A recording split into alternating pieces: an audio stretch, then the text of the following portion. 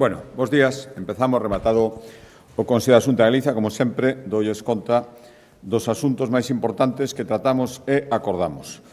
O primeiro acordo, a proposta da Consellería de Educación nas súas competencias respecto ao I+D+I. Seguimos desenvolvendo algo que xa empezamos hai tempo, no que temos unha posición punteira agora mesmo, que é todo o que ten que ver coas tecnoloxías cuánticas. Xa logramos varios fitos neste eido, somos a Galicia a primeira comunidade autónoma que contou cun computador cuántico en España, que fomos renovando agora, que vamos a completar.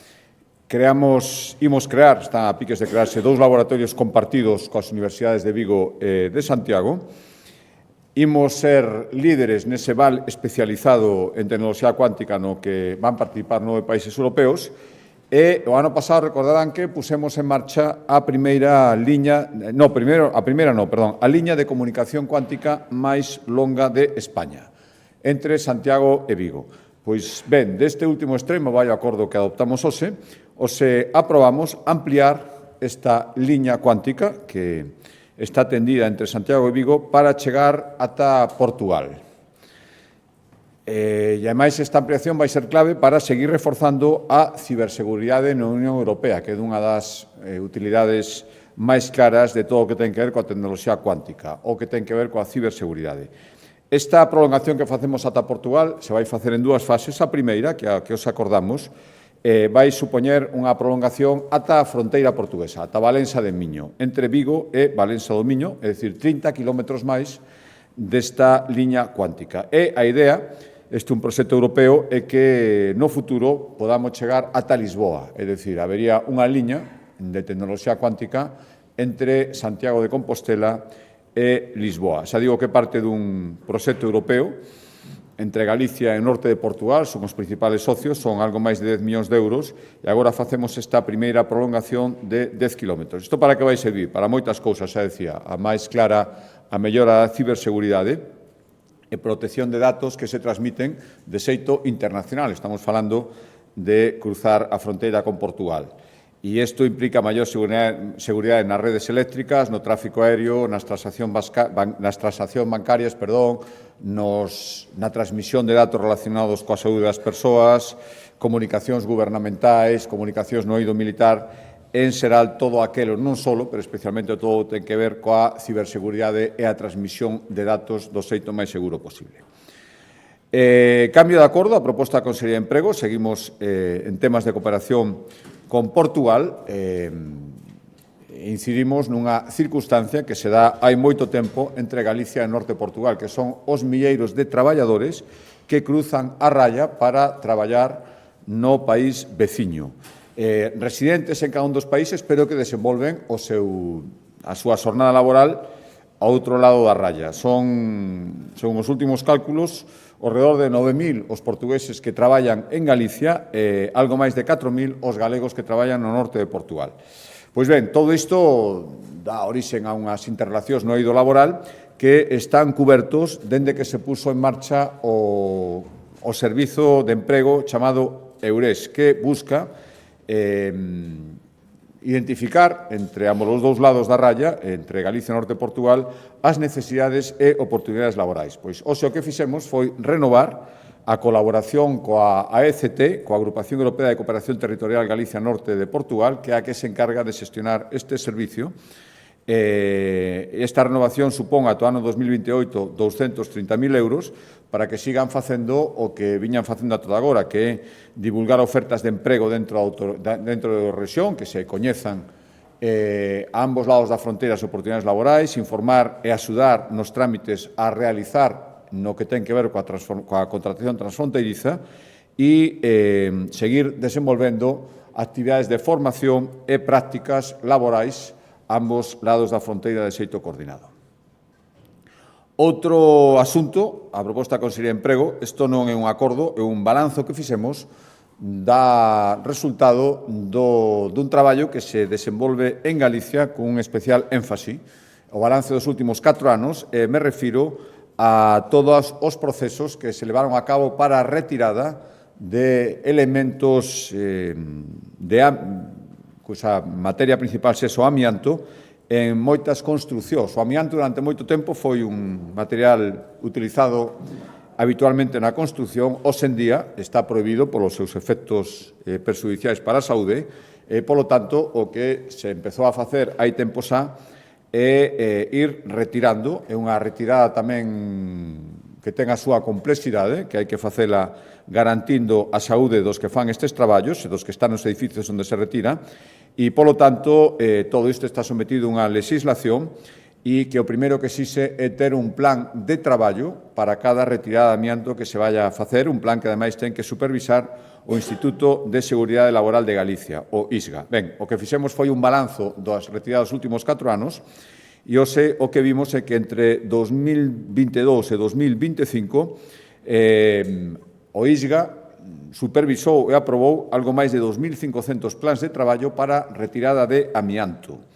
Isto supuso, porque hai plans de traballo que son para a retirada de máis dun edificio, a retirada de amianto en 10.600 edificios, principalmente, tamén naves e outro tipo de infraestructuras en Galicia que tiñan o amianto como un dos elementos base da construción.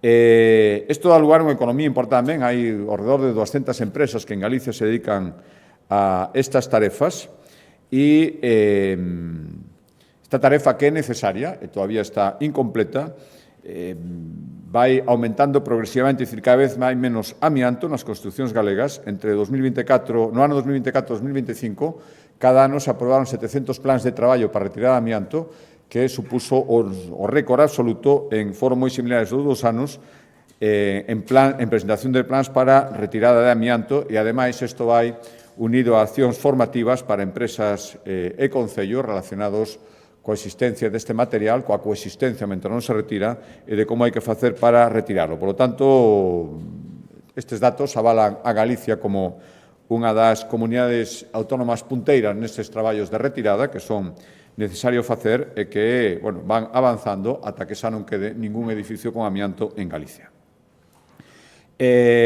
Cambio de acordo de Consellería, proposta da Consellería de Cultura. Hoxe acordamos renovar o convenio que a Xunta de Galicia mantén coa Federación de Bandas de Música Popular de Galicia para promover concertos de bandas, premios en concursos entre bandas e foros especializados sobre a música popular en Galicia. Son, como decía, 200.000 euros.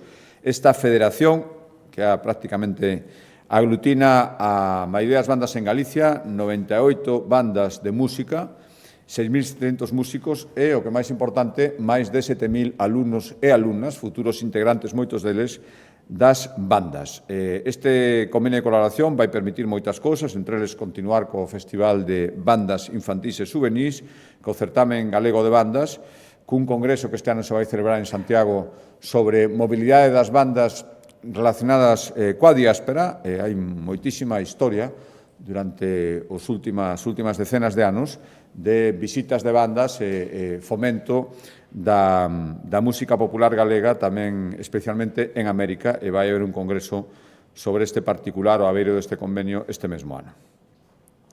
Cambio de acordo, a proposta da Consellería de Política Social, dentro da colaboración que mantemos cos concellos para seguir estendendo o sistema de residencias en Galicia. Os acordamos asinar un convenio co Concello das Neves para financiar a compra de terreos nos que, sobre esos terreos, vaise construir unha residencia de maiores.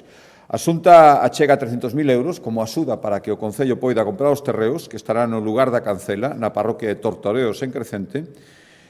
Sobre esos terreos vaise construir unha residencia de 70 prazas que implicará a creación de alrededor de 40 postos de traballo. A colaboración da Xunta de Galicia é para a adquisición dos terreos. Despois, toda a construción da residencia, a titularidade, a xestión, corresponderá ao Concello. Entón, con estes 300.000 euros, axudamos a comprar os terreos e o Concello garante que sobre eso se va a construir unha residencia da cal vai ser titular. Cambio de acordo, infraestructuras, Consellería de Vivenda, na súa competencia de infraestructuras, seguimos, como en moitos consellos anteriores, desenvolvendo a segunda fase do Plan de Sendas de Galicia, 120 novos kilómetros de ruta, ou se aprobamos construir unha senda peonil á beira da estrada a Coruña 424, o seu paso por Corme, no concello de Ponteceso.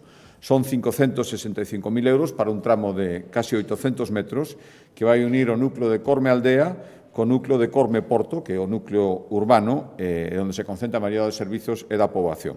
Por tanto, unha nova senda, o prazo de execución, 9 meses, 565.000 euros. E outro acordo da Consellería de Vivenda, neste caso co Concello de Oroso, para acondicionar un tramo do camiño inglés que pasa pola Vila de Oroso, o tramo máis urbanizado no que se localizan numerosos comercios, locais de hostelería, áreas de lecer, moitos deles relacionados co propio camiño, e o que buscamos con este convenio é a mellora paisaxística do percorrido e tamén reforzar a seguridade viaria dos peregrinos cada vez máis numerosos que fan o camiño inglés.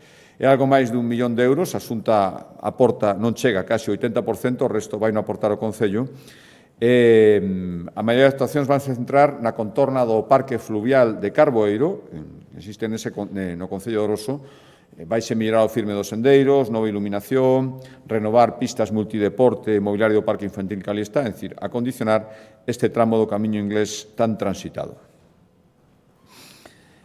A proposta da Consellería de Medio Ambiente, cambio de consellería, o Consello da Xunta de Galicia deu visto bo a un balance que se presentou sobre os traballos para ampliar e consolidar a superficie pública do Parque Natural das Fragas do Eume.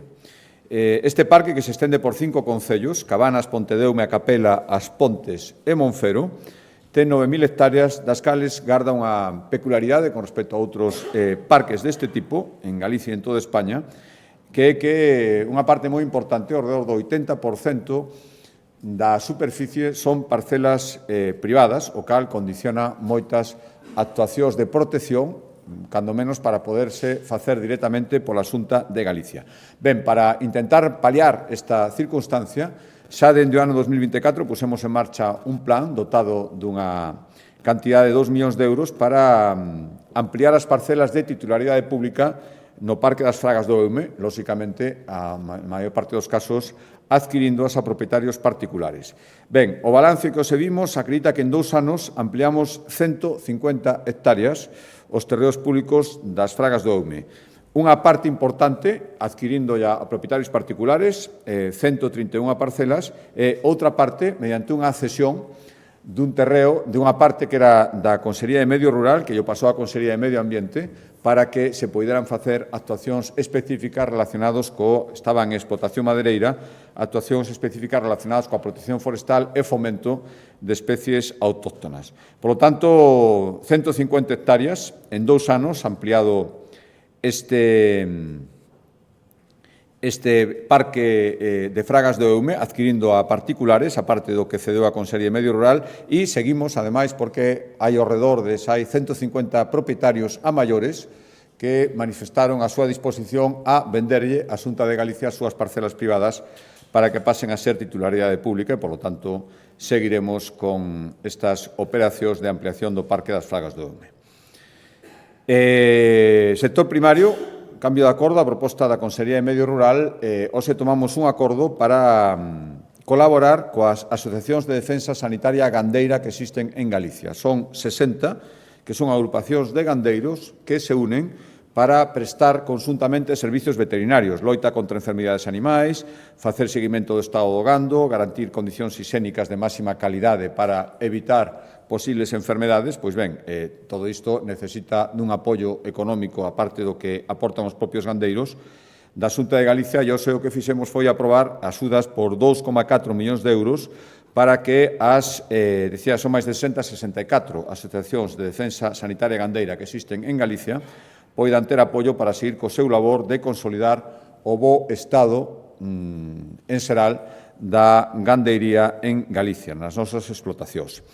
Estes 2,4 millóns de euros vai permitir chegar a todas as asociacións, a todas as 64 asociacións de defensa sanitaria gandeira que existen en Galicia, vai permitir contratar alrededor de 160 veterinarios, que son os que impulsan os plans e programas de saneamento gandeiro, tamén para cubrir os gastos de todo o material que se utiliza nestes plans e seguir poñendo gradualmente en marcha medidas para mellorar as condicións sanitarias dos animais. Tamén en sector primario, un acordo da Consellería do Mar, hoxe acordamos convocar bolsas para facer prácticas no Instituto Galego de Formación e Acuicultura, o IGAFA. Para que? Pois están dirixidas a alumnos de formación profesional, son 104.000 euros, prácticas longas de 2 anos, centradas especificamente nunha materia que agora é especialmente sensible e importante, que é a xestión e produción da cría de bivalvos nas nosas rías. Pois ben, se convocan estas bolsas de prácticas para que alumnos de FP poidan orientar o seu futuro laboral a esta materia de xestión, produción e mellora da cría de bivalvos nas rías galegas. Cambio de acordo, volvo a Consellería de Infraestructuras, pero nas competencias de vivenda seguimos tomando acordos, como todos os consellos, para cumprir o obxectivo das 4.000 vivendas en 4 anos, e hoxe aprobamos licitar a construción de 10 vivendas de promoción pública no Concello de Vilagarcía de Arousa. En total, algo menos, preto de 2 millóns de euros, e vanse construir nunha parcela que cedeu o Concello de Vilagarcía no lugar de Marxión. Por lo tanto, engadimos de vivendas máis o obxectivo que temos marcado. Paso á Consellería de Economía, Política Industrial. Estamos facendo un gran esforzo para seguir poñendo chan industrial a disposición daqueles que o necesitan, as empresas e os emprendedores que o necesitan, e centrándonos, como sempre, nos lugares onde existe unha maior demanda e, polo tanto, máis urxencia para atendela e máis garantía de que ese chan industrial será ocupado nada máis se construya. Recordarán que hai unhas semanas anunciábamos unha convocatoria para comercializar ao redor de 350 parcelas, casi 800.000 metros cuadrados, en zonas que tiñan máis demanda e menos, facíamos diferentes sistemas de venda en función da necesidade, e agora o que facemos é xa centrarnos neste acordo que ora pasaré a relatar naquelas zonas onde sabemos que no futuro haberá unha alta demanda. A toda agora, todo este traballo que se fixo de promoción pública de chan industrial supuso que nestes anos se puderan habilitar e poñer a disposición das empresas máis de 11 millóns de metros cuadrados de chan industrial. Casi 4.000 parcelas das que restan por vender estas 350 que foron obxecto do acordo o que me refería de hai uns consellos da Xunta de Galicia para intentar, que se ocupen por algunha empresa. Quedarían estas 350 parcelas, na maioría dos casos, en lugares con pouca demanda empresarial, pero onde as hai, donde existe esta alta demanda, é necesario, lóxicamente, seguir atendéndoa. E por iso, hoxe aprobamos un plan que ata o ano 2030 vai supoñer a habilitación de 12 novos millóns de metros cadrados de chan industrial en Galicia. Insisto, ata o ano 2030, un investimento importante, 440 millóns de euros, localizados en lugares de alta demanda deste tipo de chan. Concretamente, a provincia da Coruña será a que máis metros cadrados sume de superficie, 4,2 millóns, a seguinte de Pontevedra, 3,2, Ourense 2,7 e Lugo 1,6. A previsión é executar unha trintena de actuacións. Algúnas xa están en marcha, están encadadas neste plan. Por exemplo, en Morás, en Arteixo, nos próximos meses entregaránse, poñerase a disposición para os que opten a él máis metros cadrados de chan industrial, no polígono das Gándaras en Lugo tamén, e no Parque de Xincio de Limia en Ourense, onde hai moitas empresas nestes lugares agardando que se completen os traballos para optar ese chan. E despois, entre 2027 e 2029, seguirá habendo actuacións, insisto, nos lugares onde se detecta unha maior demanda contrastada. E, polo tanto, actuaremos en Lalín, en San Ciroá das Viñas, en Carballo, en Ribeira, aquí en Santiago, no polígono da Xionlla, ou en Pereiro de Aguiar, entre outros lugares donde se acredita esta demanda. En total, ata o ano 2030, 440 millóns de euros para poñer a disposición ao redor de 12 millóns de metros cuadrados de novo chan industrial.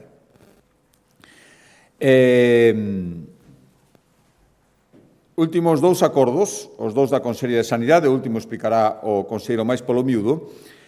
Un ten que ver con, nas datas en que estamos, xa se está chegando a temporada de utilización máis intensiva das praias e, polo tanto, é necesario controlar dun xeito estricto a calidade de auga nas zonas de baño. Xa digo, falta ao redor dun mes para comezar a tempada de uso máis intensivo e, polo tanto, este control de calidade das augas o que busca é evitar problemas de saúde derivado dunha mala calidade, gastroenteritis, doenzas respiratorias, todo derivado de entrar en contacto con aguas de mala calidade. Por tanto, hoxe aprobamos o plan de inspección e ese plan de inspección implica incorporar 5 novas praias para control específico da calidade das augas.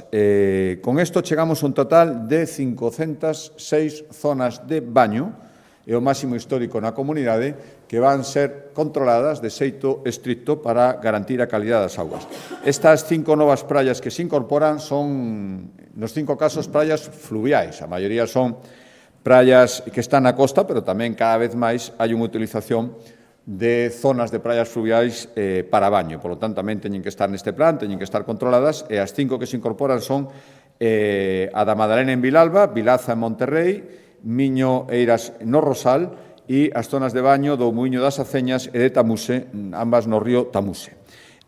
Todo este plan supón un investimento importante dedicado especificamente a isto. Chega este ano a cifra máis alta a 206.000 euros. E, ademais de aprobar este plan e a dotación para leválo a cabo con intensidade neste mes e durante todo o tempo que dura a tempada, o que fixemos foi facer un balance da campaña no ano 2025, que son bons datos, que o que nos din é que casi o 98%, o 97,7% das augas que se analizaron en zonas de baño públicas galegas obtiveron unha cualificación de ou excelente ou boa. Esta porcentaxe está por riba da registrada no conxunto de España, que en realidad en xeral tamén é unha boa cifra, 95,2, nos 97,7, e no conxunto Unión Europea a cifra é algo máis de 93, por lo tanto, casi 7 puntos por encima a calidade das augas de baño públicas en Galicia respecto da media europea, máis de 2 puntos, casi 2 puntos e media respecto da media española. E o último acordo, que xa digo que explicará o Consello máis polo miúdo, ten que ver cun desenvolvemento legislativo que nestes momentos faise imprescindible. En Galicia existe unha lei de saúde, a Lei de Saúde de Galicia, así se chama, que ten máis de 20 anos, pero que é unha lei que regula todas as disposicións sobre cumprimento das obrigas da Administración sobre a saúde en xeral. O que estimamos que era necesario facer, e esta é a razón deste acordo, unha lei específica sobre saúde pública e moito máis despois dos episodios que vimos e que estamos vendo, todo o que ten que ver coa pandemia do COVID, os procedimentos que hubo que poñer en marcha, reforzar os sistemas de control epidemiolóxico, o que estamos vendo estes días co antivirus. Todo isto acredita a necesidade de fixarse especialmente, ter todo previsto no que se refire á sanidade pública e á saúde pública. E, polo tanto, saúde pública, perdón. Por lo tanto, o que fixemos foi iniciar os trámites para elaborar a primeira Lei de Saúde Pública de Galicia, con varios obxectivos. O xeral é mellorar a resposta ante os riscos sanitarios existentes e, sobre todo, ante novos riscos sanitarios que poidan surxir, establecer protocolos de actuación, reducir a incidencia destas enfermedades e, en xeral, garantir unha mellor saúde pública de toda a poboación. Esta lei vai implicar poñer a saúde no centro das políticas. Moitas veces se toman decisións que non son especificamente do ámbito sanitario, pero a perspectiva sanitaria debe ser tida en conta, reforzar os sistemas de vigilancia epidemiolóxica, promoción dos hábitos de boa saúde, alimentación, exercicio, benestar emocional, creación de contornas saludables nas actuacións públicas de obras públicas e reducir as enfermidades crónicas. Para máis detalles, dou a palabra ao conselleiro.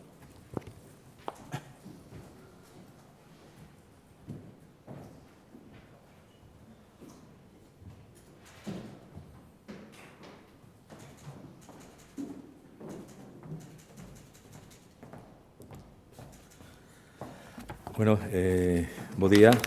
Como ben de referir o presidente, seguimos co impulso legislativo no ámbito sanitario. O Consello da Xunta de hoxe autorizou o inicio da tramitación dun novo anteproxecto de lei que impulsamos desta Consellería de Sanidade. Neste caso, o anteproxecto de Lei de Saúde Pública de Galicia. Este é o cuarto texto normativo no eido sanitario desta legislatura, xa aprobada en vigor desde marzo a Lei de Protección da Saúde das Persoas Menores e Prevención das Condutas Aditivas, na que fomos pioneiros, xa aprobada en vigor desde abril a modificación da Lei de Saúde de Galicia, coa que levamos a rango de lei a prevención e protección fronte ás agresións a todo o persoal do Sistema Galego de Saúde, iniciada a tramitación a mediados de marzo do anteproxecto de Lei de Transformación Digital do Sistema Público de Saúde para afondar na ciberseguridade e no uso das tecnoloxías de automatización no diagnóstico. Hoxe vimos a dar un paso máis para impulsar unha nova norma para modernizar o marco xurídico en materia de saúde pública. O marco normativo vixente, en la actualidade, está recollido na Lei 8/2008 de Saúde de Galicia, a norma de carácter xeral orientada á ordenación do sistema sanitario no seu conxunto. Aínda que esa lei incorporou cuestións relevantes, consideramos oportuno desenvolver de forma máis ampla e específica o eido da saúde pública para responder así aos desafíos actuais. Desde a Xunta, consideramos necesario contar cun marco normativo que inclúa os novos riscos sanitarios e ambientais e que cun enfoque integral baseado nos determinantes en saúde. Estamos a falar de actualizar a legislación tendo en conta cuestións como o cambio climático, a globalización, a digitalización, a transición demográfica ou a crecente importancia da promoción e prevención. Materias, estas últimas, nas que Galicia está a vanguarda cos seus programas de cribado de cancro, cribado neonatal e con o calendario vacinal máis completo do mundo. Pretendemos que a nova normativa responda aos retos específicos que presenta Galicia: dispersión xeográfica e envellecemento da poboación, condicionantes que fan oportuno unha abordaxe integral e sostida desde o punto de vista da saúde pública. E tendo moi presente tamén que a experiencia recente da pandemia da COVID ou episodios máis illados como o actual que estamos a ver no caso do antivirus incrementaron a conciencia da sociedade e das administracións sobre a necesidade de reforzar a saúde pública como piar estratégico de benestar colectivo. Así o entendemos e así o estamos a facer desde a Xunta, como así o demostran os case 96,4 millóns de euros que este ano reservamos nos orzamentos para saúde pública. E así o demostramos tamén co impulso deste anteproxecto de lei, no que incorporaremos un enfoque de saúde en todas as políticas, asegurando que as actuacións públicas en calquera sector teñan en conta o seu impacto na saúde da poboación. O enfoque unha soa saúde, integrando a saúde humana, ambiental e animal, porque cada vez é máis evidente a relación entre todos estes factores. A nova norma reforzará as capacidades de vigilancia epidemiolóxica, alerta temperá e resposta ante riscos de emerxencias sanitarias. O obxectivo é dotar o sistema sanitario público galego de estruturas áxiles con autonomía técnica e operativa.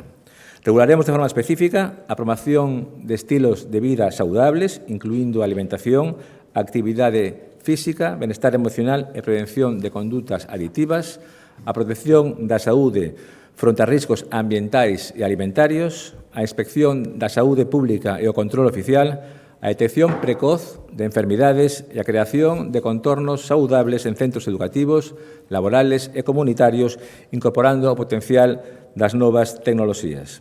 Este anteproxecto de lei permitirá-nos modernizar a gobernanza da saúde pública en Galicia, coa participación cidadá e comunitaria, a investigación e innovación e a avaliación continua da política e programas. Tamén impulsan a equidade territorial e a coordinación cos concellos, co Sistema Nacional de Saúde e con todos os organismos nacionais competentes na materia. O novo marco normativo fomentará a prevención de enfermidades antes de que aparezcan a través do impulso de políticas activas de promoción da saúde. Isto é esencial porque se traducirá en contar cunha poboación máis xa e con menos enfermidades crónicas. Permitirá que a cidadanía conte cunha maior protección fronte a posibles riscos sanitarios, o que contribuirá a incrementar a seguridade e a confianza no sistema sanitario público. Propiciará unha maior participación da cidadanía e das comunidades locais, permitindo que as persoas teñan un papel máis activo na definición das políticas que afectan a súa saúde. A nova norma contribuirá a acadar unha sociedade máis saludable, mellorando tanto a saúde individual como a colectiva. E tamén permitirá ampliar e sistematizar o catálogo de actuacións e prestacións da saúde pública, definindo cun maior grado de detalle funcións, competencias e instrumentos, mellorando así a eficiencia dos recursos públicos. Para cumprir con eses objetivos que nos temos fixado, hoxe mesmo abrimos no portal de Transparencia e Goberno Aberto o proceso de consulta do anteproxecto de Lei de Saúde Pública de Galicia. Iniciamos así a tramitación da que será a primeira Lei de Saúde Pública de Galicia, coa que pretendemos optimizar a resposta aos novos riscos sanitarios, gañar en anticipación e reforzar o enfoque preventivo co objetivo último de reducir a incidencia de enfermidades e mellorar a calidade de vida de todos os galegos. A través deste proceso de consulta pública recolleremos as achegas dos agentes implicados e da cidadanía para a redacción da nova norma. A previsión é traer o texto de anteproxecto de lei para a súa aprobación polo Consello da Xunta e posterior remisión ao Parlamento a principios de ano. Polo tanto, con esta nova lei estableceremos un marco xurídico moderno, integral e adaptado ás necesidades actuais da sanidade pública de Galicia, que nos permitirá seguir despuntando e sendo referencia nesta materia. Moitas gracias pola vosa atención. Se tedes alguna pregunta, pois quedo a vosa disposición.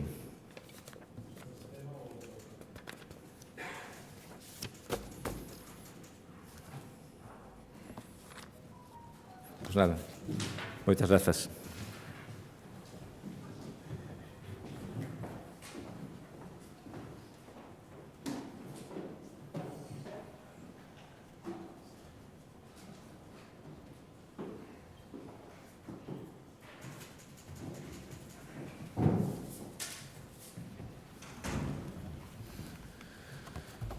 Boa tarde, presidente. Por seguir co ámbito sanitario, xa lle preguntei ao conselleiro a semana pasada, pero non sei se vostede falou co galego que estivo no cruceiro afectado por antivirus e, en todo caso, sobre este tema quería preguntarlle aos expertos que están falando de pois, seguir as pautas científicas e demais, que lle parecen as palabras do presidente canario sobre as ratas que se desplazaban a nado e demais, se considera que son acertadas. Por outra banda, a conselleira de Industria dicía esta fin de semana que se mostra confiada en que SAIC poida pois establecer a súa planta en Ferrolterra. Non sei se comparte este optimismo. E por último quería preguntarlle tamén sobre a situación no Parlamento coa saída de Candia, se xa teñen persoa que sustitúa na vicepresidencia, se vai ser un home, muller, se alguén que xa está na mesa. Gracias. Sí, respecto da primeira pregunta, falamos, eu non, verdade que intentero, tampouco quise facíame carga da situación, insistir moito en intentar falar co galego, sí que falamos co seu entorno e, bueno, pois tivemos a información que se nos podía suministrar. Agora este Madrid, eu agardo que canto antes poida salir desta situación e volver á normalidade, con total normalidade, con total saúde. Eu agardo que sí. Respecto de, bueno, falando de estar informados ou non estar informados, eu primeiro quero agradecer a información suministrada polo Goberno. Mantuve en contacto co ministro Ángel Víctor Torres, chamou un par de ocasións, informounos de como se estaba desenvolvendo todo. Creo que se fixo unha boa xestión. Voto de menos que esta intervención decidida do Goberno Central, que creo que era necesaria, non se producira noutros momentos en que tamén tivera sido moi benvida sin ter que solicitala repetidamente. Pero, bueno, creo que onte se deu unha imaxen de xestión seria. Esa sobre o terreo, as impresións ou as opinións de outros presidentes autonómicos, primeiro hai que ponerse na situación. El decía que tuvo moi pouca información para ser o principal afectado, sobre todo cando se falaba de levar o barco, como ao final foi a Canarias. Eu non vin as declaracións ás que vostede, non as escoitei, leínas, non sei se foron exactamente así, pero, bueno, en todo caso, tiña unha moi boa opinión do presidente de Canarias e supoño que calquera cousa que dixera era pensando en ter a maior información, a máxima coordinación e a lóxica preocupación por todo o que estaba sucedendo. Respecto a segunda pregunta, bueno, optimista, por suposto, o meu deber como presidente de Galicia é intentar captar investimentos para a nosa comunidade, investimentos potentes e que creen postos de traballo. Esa foi a razón da viaxe que fixen, esa foi a razón de todas as xestións, esa é a razón pola que creo que é irresponsable e non aporta nada as negativas por sistema a calquera implantación industrial que se quera facer por parte de algúns que sempre se van a opoñer a todo, e eu agardo, sinceramente, que teñamos boas noticias. Pero isto é un proceso longo, un proceso complexo, un proceso que non só depende da Xunta de Galicia e, polo tanto, toda a prudencia que, ademais, vin en xeral nos medios de comunicación, entendendo que isto é unha demanda de información importante, creo que hai que mantela ata o final e ojalá que o resultado sexa positivo. E respecto á terceira pregunta, bueno, efectivamente, vai haber sesión plenaria esta semana, non, a semana que ven, bimensual e, polo tanto, durante esta semana, principios da que ven, en todo caso, antes de que sexa a sesión plenaria, se coñecerá o sustituto da agora alcaldesa de Lugo, que, polo tanto, ten que perder a súa condición de diputada, e tamén de vicepresidenta do Parlamento, pero todavía temos uns días para tomar a decisión. E, dende logo, agardo que a persona que a sustituya, diputado ou diputada, faga as súas funcións tamén como as fixo Elena Cándido durante todo este tempo. Boa tarde. Seguindo con un tema relacionado coa moción de censura en Lugo, queríalle preguntar se lle vai pedir vostede ao seu partido unha modificación dos estatutos para que se permitan, non se consideren faltas graves as mocións de censura como a presentada en Lugo e, en calquera caso, se vostede teme que haxe algún expediente por este motivo. E, en segundo lugar, todavía falando da planta de SAIC, queríalle preguntar que papel tivo o Goberno Central nesas negociacións ou nese achegamento para que esta empresa considere a posibilidade de instalarse en Galicia. Gracias. Sí, respecto á primeira pregunta, mire, esos estatutos estaban redactados como os dos outros partidos antes de que se producira o cambio xurídico derivado do pronunciamento do Tribunal Constitucional. Por lo tanto, son situaciones diferentes, estatutos redactados nun momento en que a situación era diferente a que logo permitiu a moción de censura que se produciron, non só a de Lugo, sino outras exactamente nas mesmas condicións respecto á procedencia dos concelleiros que utilizaron os partidos que protestaban en Lugo polo que les fixeran en Noia. Por lo tanto, supoño que se hai que facer unha adaptación, será unha adaptación xeral dos estatutos de todos os partidos, que supoño que a lógica é que se efectuará tendo en conta que a situación cambiou. Respecto á segunda pregunta, mire, se isto é un logro, será un logro de todos aqueles que aportaron para que fora posible. Eu recoñecín públicamente o traballo que está facendo todo o mundo, lóxicamente un investimento importantísimo para a Galicia, e, por lo tanto, se é importante para a Galicia, quero pensar, estou seguro, de que tamén o é para España, da que formamos parte. Por lo tanto, tamén lle interesará ao Goberno Central que veñan investimentos ás diferentes comunidades autónomas. Por lo tanto, eu pedín colaboración, sinceramente creo que estou tendo, e se finalmente temos un resultado positivo, será un mérito colectivo dos que temos a obriga de que estas cousas sexan posibles. Bo día, presidente. Quería preguntar pola situación do proceso de formación das áreas metropolitanas da Coruña e Vigo, por se a Xunta ten previsto tentar relanzar o proceso, impulsar os concellos para que den algún paso nesa línea. E logo preguntarlle, vai ser o Día das Letras pronto, polo Pacto polo Galego, se hai alguna novidade sobre o tema, ten previsto anunciala cedo. Gracias. Perdón, que... Sobre o Pacto polo Galego, sí. Como é o Día das Letras, se ten previsto anunciar algo cedo ou se chegou algo. Gracias. Sí. A primeira pregunta, bueno, ustedes recordarán que hubo unha lei aprobada dunha área metropolitana que fracasou polo decidido empeño do Concello Principal en que así fora. Tanto eu lamento, e estas organizacións complexas, que probablemente sexan organizacións do futuro para a prestación de algúns servicios, eu agardo que co tempo vayan progresando. Non é sinxelo e, en todo caso, depende da vontade fundamental, non só, pero especialmente dos concellos chamados a formar parte diso. Creo que para a xestión de determinados servicios, e vendo como se forman cada vez máis conurbacións urbanas, non son descartables en absoluto, pero influyen moitas cousas, e o primeiro é deixar ao lado calquer tipo de localismos nin de enfrentamentos entre administracións. A coñecen como acabou, eu non renuncio a que algún día sexa posible a de Vigo, que a que ten creada a súa lei, e porque non, de logo non pecho as portas a que poidan existir noutras zonas de Galicia, tamén na outra gran cidade que existe na nosa comunidade autónoma, pero non é sinxelo, e dende logo non será por falta de vontade da Xunta de Galicia. E respecto á segunda pregunta, nos marcámonos un prazo. Se estivo traballando moito durante estes meses, multitude de reunións, multitude de debates, multitude de contactos, e dentro do prazo que nos marcamos, que, se non recordo mal, era o primeiro semestre deste ano, a Xunta dará traslado da súa proposta, que non ten que ser unha proposta da Xunta de Galicia, teria que ser unha proposta da sociedade galega e, dende logo, pensando na boa saúde e no futuro da nosa lingua, non pensando en posicións políticas, nin frentistas, nin de rédito, nin de pensar que algúns teñen a verdade e os outros non teñen nada. Se é así, se logramos ese consenso básico, que os antecedentes, a verdade, non fan a algún partido, a algunha organización que xa se votou fora dende o principio, non fan ser moi optimistas, pero eu non renuncio a que poidamos lograr e demostrar que a maioría da sociedade galega está por ese consenso e por esa preocupación polo futuro da nosa lingua.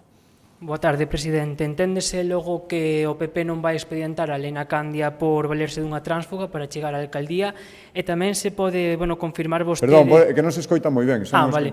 Non, que se entende logo que o Partido Popular non vai expedientar a Elena Candia por valerse dunha tránsfuga e logo tamén se pode confirmar vostede que a Xunta vai aprobar a mina de Touro Pino nos próximos meses, como anunciou a conselleira onte. A primeira, desde logo, eu non vou impulsar ese expediente, xa o que faga o meu partido en eso, en calquera outra cousa, pois teñía que preguntar os órganos correspondentes, pero creo, sinceramente, que xa o expliquei na resposta anterior, que as circunstancias e esa redacción respondían a unha situación diferente, dende o punto de vista legal, da que temos agora. Esa é a miña opinión e, insisto, faime moita gracia que intenten promovela os mesmos que fixeron exactamente o mesmo noutros casos. Esa preocupación que teñen os partidos de oposición polos estatutos do Partido Popular, resúltame curiosa, e máis curioso todavía que non lles preocupen as súas propias actuacións. Eu pediría, de verdade, sinceramente, unha vez pasada a moción, o gallá que Elena Candia teña toda a capacidade para ter éxito, serían os éxitos da cidade de Lugo, e a oposición, que se retratou durante os días anteriores á moción, agora ten que elexir se quere, dende a oposición, contribuir a que Lugo siga progresando ou a esta postura de queixarse de incoherencia e de botarlle moita cara, na miña opinión, que tuveron, que creo que non leva absolutamente a nada. Respecto a outra pregunta, cal era, por favor? A mina de Touro. Sí, perdón. O que lle podo asegurar, onte a conselleira dixo varias cousas importantes, entre elas foi moi categórico que os que queiran os proxectos industriais, que queiran asentarse en Galicia, que teñan que ver con recursos naturais, teñen que ter en conta que unha parte deses beneficios teñen que quedar en Galicia e especialmente nas poboacións máis directamente afectadas por eses proxectos. Eso vai ser unha condición que o Consello da Xunta, a Xunta de Galicia, teña moi en conta. Dito isto, exactamente a mesma postura que a toda agora. Ningún proxecto que non cumpre estrictamente con normativa poderá ir adiante. Ese cumpre será apoiado pola Xunta de Galicia. Ninguna novidade ao respecto. Lamento que algúns fracasaran porque, que xa coñecen todo o que pasou e o último, o que deu tanto que falar nos últimos meses que ao final fíxose imposible por unha decisión política que deixou sin futuro eléctrico a toda unha provincia. Agardo que esta vez non se produzan esas irresponsabilidades, pero garanto a especial celo da Xunta de Galicia en que se cumpra a normativa para calquer proxecto que vaya adiante. Sí, presidente, o que acaba de dicir a sentenza parece ser que foi a Xunta a que non cumpriu a lei ao cancelar, ao non permitir a mina de Touropino. Di vostede que se os proxectos cumpren os requisitos van a seguir adiante, neste caso non foi así. Pois, mire, eu non vou a discutir o que digan os tribunales, se non nos gustan, recurriremos. Por lo tanto, logo, a intención da Xunta de Galicia é sempre cumprir a normativa. Despois, os tribunales, nas súas sentencias, son os que teñen a última palabra. Se non estamos de acordo, recurrimos. E se estamos de acordo, bueno, acatamos sempre. Se estamos de acordo, acatamos. E podo asegurar que no proxecto que se está presentando agora seremos estrictos no cumprimento da normativa, igual que fomos a toda agora. Se un tribunal opina que non, pois, lóxicamente, ao final, os tribunales teñen a última palabra.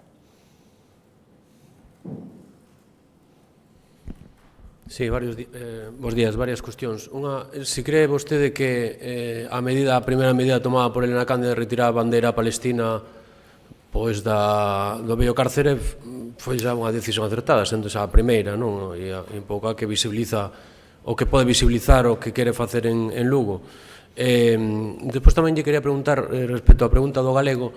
Hoxe, precisamente, o PSOE decía que o galego está en período de morte e insistía en chegar a un pacto nacional en Galicia polo idioma e tendo en conta que o idioma é un patrimonio e non unha bandeira política. Non sei se vostede falaba que algúns partidos xa se quitaron do pacto, non sei se hai posibilidade de chegar a un acordo entre distintas formacións políticas, entre o PP e o PSOE neste caso.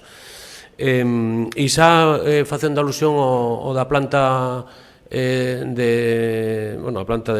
coches que pode vir a Galicia, quería preguntar se analizou tamén nas conversas que tivo vostede alá a posibilidade de que esa industria tamén abarque as auxiliares, porque China ten un modelo industrial de traer prácticamente todo feito e ensambralo nos sitios, nas fábricas nas que está. Non sei se contempla a posibilidade de que tamén haxa traballo para as auxiliares en Galicia. E se está vostede de acordo en que o mellor emplazamento pode ser o de Ferrol, precisamente polo porto exterior e por outros proxectos que poden decaer. Gracias. Sí, efectivamente, vamos a ver, son varias preguntas. A primeira, mire, eu estou seguro que Elena Cándido, do primeiro momento, a parte a coñezo ben, vai intentar gobernar, se pode para todo o lucense, senón para a inmensa maioría, e, polo tanto, as súas decisións, con independencia da orden a que as tome ou do simbolismo que teñen, fainas pensando niso, polo tanto, esa que vostede me di, e todas as demais, sin renunciar a ningunha causa. Creo que a nosa postura sobre o tema quedou bastante clara no seu momento. Eso non quere decir que certas actuacións o que intenten son politizacións máis alá do que poida representar a maioría dos cidadáns.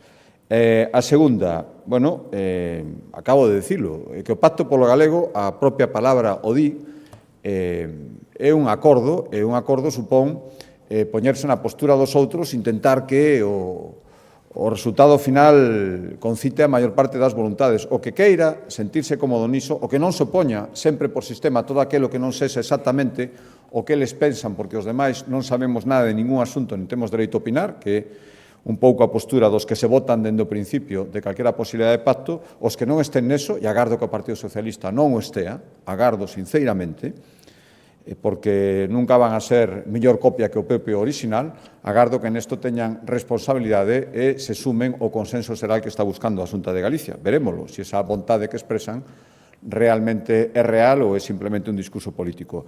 E respecto á terceira, sí, mire, o que pretendemos, e ademais a intención é que se finalmente tuveramos éxito neste proxecto, que vaya moito máis alá da primeira parte a que vostede se refería, e creo que eso está no ánimo de todo este proxecto, insisto, se que finalmente se concreta. Se se concretase, sería un proxecto amplio que tamén abarcaría esa segunda parte a que vostede se refería de produción das pezas, non só de composición dos automóviles. E respecto ao emprazamento, temos dito moitas veces, a nosa obriga é presentar os emprazamentos que consideramos máis axeitados en Galicia, pero despois cada empresa, cada promotor dun proxecto, elixe entre os presentados o que cree que son máis convintes. E, por lo tanto, houve varias opcións.